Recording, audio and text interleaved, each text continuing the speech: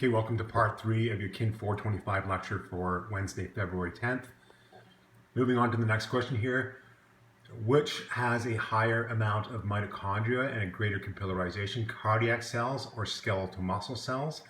The answer is your cardiac cells. It's because your heart is working all the time. So your heart is like a very well-trained aerobic muscle tissue. So it has the characteristics of a really aerobically trained muscle.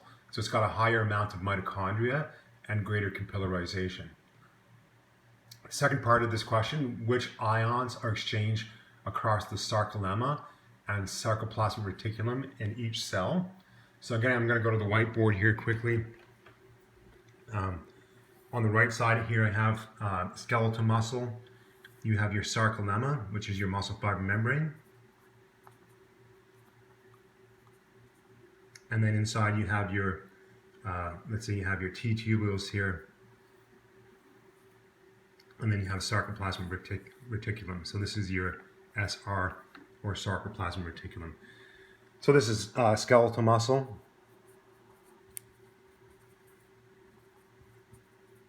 And then you have the same thing on this side. You have cardiac muscle. There's your SR. This is cardiac. So both involve the influx of sodium during contraction. And then you get the efflux of potassium. So that happens in both cells. You get sodium coming in, potassium leaving. And then of course you get calcium coming out of the sarcoplasmic reticulum. Again, in both cases that happens. The only difference here is that when sodium comes into the cardiac cell, you also have calcium that comes in with that sodium.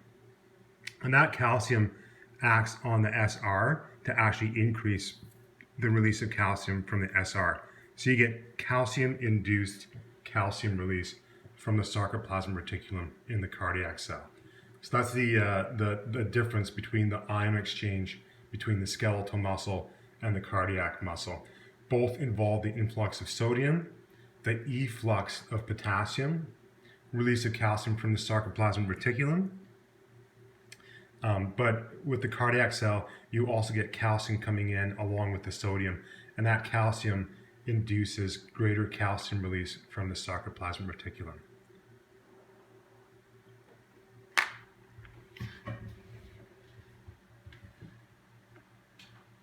The next question here is catecholamines cause vasoconstriction of most arterioles throughout the body. And this constriction of the arterioles, that's what causes the greatest increase in your total peripheral resistance. But why do active muscles receive an increase in blood flow during exercise despite this increase in catecholamine release? So the answer here is that the muscles, when they're exercising, they release metabolites that cause vasodilation. So things like carbon dioxide, perhaps hydrogen ions, they leak out of the muscle and they cause vasodilation. So they override the vasoconstriction that's induced by the catecholamines. You also get release of nitric oxide from the lining of the blood vessels with the increase in blood flow, and that also causes vasodilation. So you get these metabolites that are produced at the muscle and the capillary, and that causes vasodilation of the arteriole, and that overrides the catecholamine-induced vasoconstriction. Now, during progressive exercise, why does systolic blood pressure increase while diastolic pressure stays the same? If you remember your equation for blood pressure, your blood pressure is equal to your cardiac output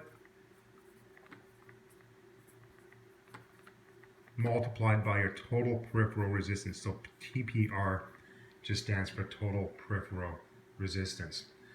So with your systolic blood pressure, it's going up mainly because your cardiac output is increasing during exercise. Your diastolic blood pressure stays the same because you're measuring your diastolic blood pressure while the heart's relaxing. So the cardiac output is still elevated, but the total peripheral resistance is decreasing because of that increased vasodilation at the muscle. So that cancels out that increased cardiac output when you're in diastole. So when you're between contractions and your heart's relaxing. So you get an increase in systolic blood pressure because of the increase in cardiac output. Diastolic blood pressure increases, or it might even have a small decrease because of the large decrease in total peripheral resistance caused by vasodilation at the skeletal muscle.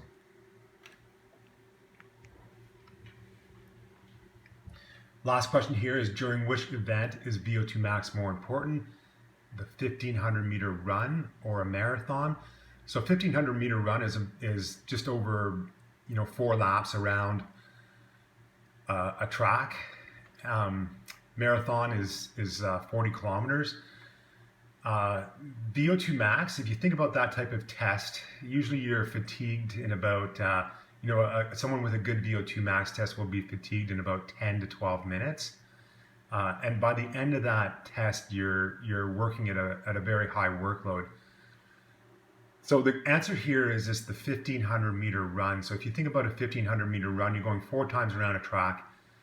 Most of the time you're running pretty close to your VO2 max. So the VO2 max is more specific to the 1500 meter run. If you're running a marathon, most of the time you're well below your VO2 max. You're probably running, a very fit person would run a marathon, say at 70 to 80% of their VO2 max. So something like the anaerobic threshold would be more important when you're running a marathon, whereas the VO2 max would be more important during a 1500 meter run.